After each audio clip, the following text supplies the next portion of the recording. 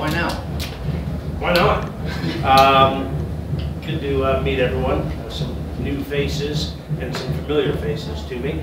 Why now? So we've been a fan of Formula E since its inception, and a great opportunity came about to be able to acquire the two-time champion team that Ian's done an awesome job of running, and has a history at McLaren, some almost 20 years ago. 20 years ago. 20 years ago. So a very, very familiar set of individuals, a great sponsor partner in NEOM who helped facilitate. We've known Alejandro for some time, who's great at bringing opportunities together, and so it was too good of an opportunity to pass up, to be able to start with a two-time championship team, the team that Ian has built, great partner in NEOM, and very excited to be here in January, already racing for the 2023 season.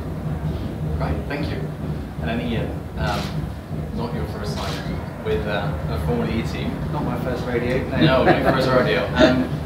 What are the expectations for this season? That's a good question. We'll start off with an easy one, I do. Well, first of all, again, morning all. Great to see you all here again. Thank you for attending. Expectations for the season. You know, we're coming in with a new generation. We've got a lot of learning to go. It's early days. First race for the NEOM McLaren Formula E team as well. But everybody's on that steep learning curve.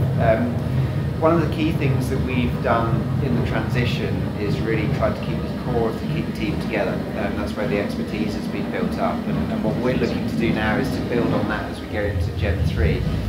But what we've also seen over the last couple of years is the professionalisation of the sport, the approach that all of the teams and manufacturers that are taking has really lifted the level as well.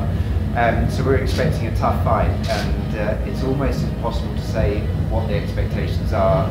What I will say though is that it's obviously incredibly proud for me that the team has now become part of the McLaren Racing portfolio. It's got such a rich heritage, and at the end of the day, however we start this journey, McLaren as a racing organisation has one goal in mind, and that's to go out there and win. So we'll start off by winning races and then hopefully progress over time to winning championships as well. Ultimately, that's going to be our goal. Right. One more question for you, Zak, before we open up to the floor. Extreme E, Formula E now. Why is McLaren going into all these electric racing series? Well, it's a big part of the future of motorsports, clearly. Really happy that we were able to bring together our Extreme E and Formula E under Ian's leadership. And we're trying to create being kind of the most exciting racing team. And so our Formula One team, obviously a long history there, IndyCar, which was all about having a larger presence in North America, a very important market for our fans, for our employees, our partners, and electric racing is obviously here to stay and innovate motorsports. And so we got first into Extreme E, really liked the gender equality and sustainability aspect of the racing.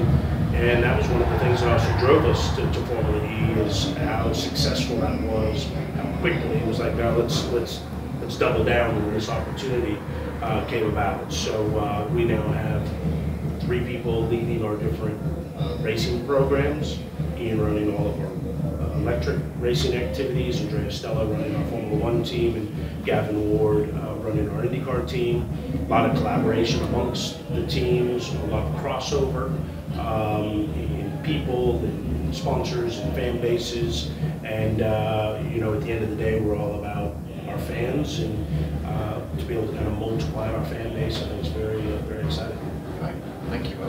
I'm going to open up to the floor, so please introduce yourself, just name and publication.